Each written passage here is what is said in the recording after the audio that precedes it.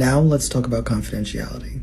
After this first session, you should be able to describe in your own words the therapist's whole perspective on what confidentiality is, the therapist's values, and any related laws.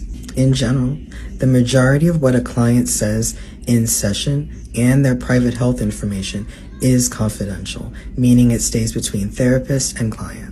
In most cases, your therapist needs your written and/or verbal permission to share your private health information. Each state has their own specific laws, but there are about 5 general exceptions, and you really need to know how the therapist moves with each of these exceptions. 1, sharing information with other healthcare providers to coordinate the best healthcare for clients. 2, speaking with parents or other people cleared by the client. 3, mandated reporting of child or elder abuse and/or neglect to state agencies. 4, calling emergency services in situations where a client is a danger to themselves.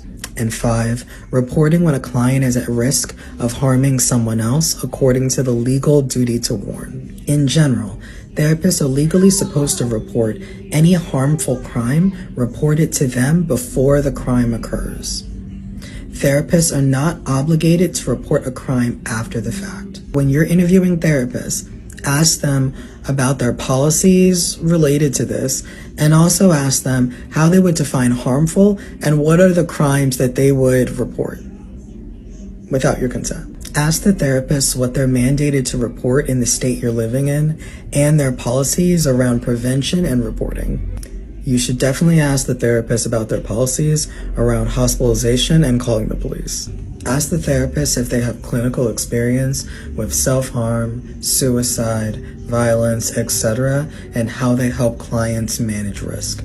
This is also that you, the client, can make the most informed decision on whether or not you want to work with this therapist. Do their values and the way that they practice therapy align with your values? The next part is going to cover what's bringing you to therapy at this time in your life, and also some reflection questions to consider while you're interviewing therapists.